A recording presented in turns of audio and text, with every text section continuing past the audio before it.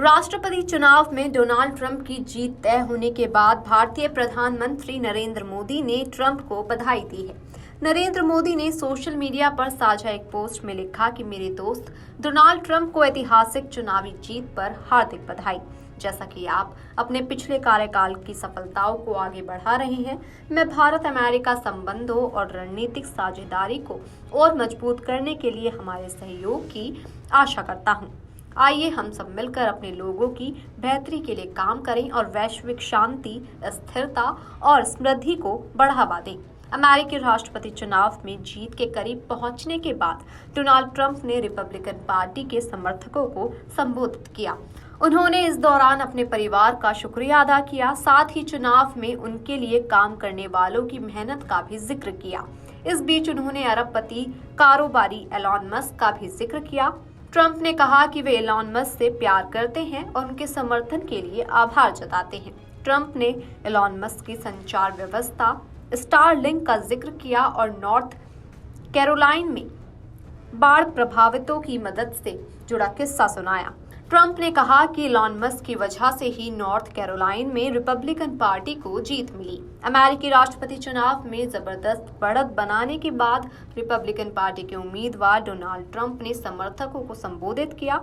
Trump ने इस दौरान कहा कि ऐसे जोश और जश्न कभी नहीं देखा। ट्रंप ने कहा कि ये पल शानदार है। साथ ही वह बोले कि मेरी जीत हर अमेरिकी की जीत है।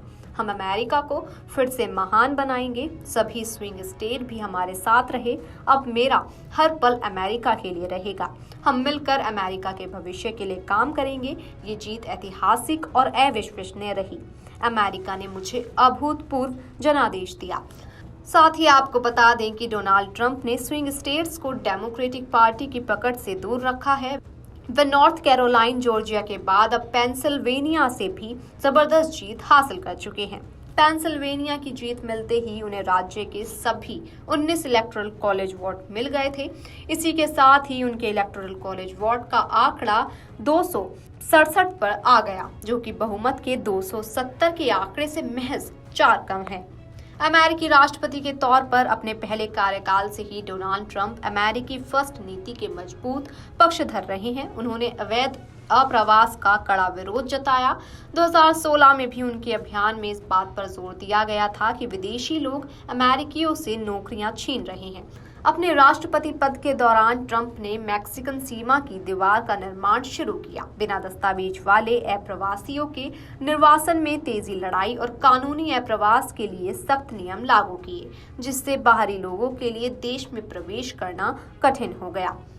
ट्रंप ने मौजूदा चुनाव में भी इस मामले में सख्त रुख अपनाया है, जिसमें उन्होंने दक्षिणी सीमा संकट को संभालने में बाइडेन प्रशासन की नाकामी को उजागर किया है। ट्रंप ने कमला हैरिस पर भी खुलकर हमला किया, यहां तक कि अवैध प्रवास को लेकर उन्होंने बॉर्डर की स्थिति के लिए सीधे तौर पर हैरिस पर दोष मढ़ दिया। प्रेसिडेंशियल डिबेट के दौरान ट्रंप ने इसे लेकर एक झूठी कहानी भी फैलाई थी। उन्होंने दावा किया था कि ओहायो में अवैध अप्रवासी पालतू जानवरों को खा रहे हैं और स्थानीय लोगों पर हमला कर रहे हैं। राष्ट्रपति जो बाइडेन का कार्यकाल एक तरह से काफी विवादित भी माना जाता है। उनके कार्यकाल के 1 साल बाद ही रूस ने यूक्रेन पर आक्रमण कर दिया। वहीं पिछले साल अक्टूबर में हमास के हमले के जवाब में इजराइल ने जो तबाही मचाई, अब वह गाजा से निकलकर लेबनान तक पहुंच चुकी है। Video desk amarujala.com। अगर आप ये वीडियो YouTube पर देख रहे हैं तो हमारे चैनल को सब्सक्राइब कर बेल आइकन दबाएं, और Facebook पर देख रहे हैं तो हमारे पेज को लाइक करें। 8 मिलियन प्लस सब्सक्राइबर, आपके इस भरोसे के लिए बहुत धन्यवाद।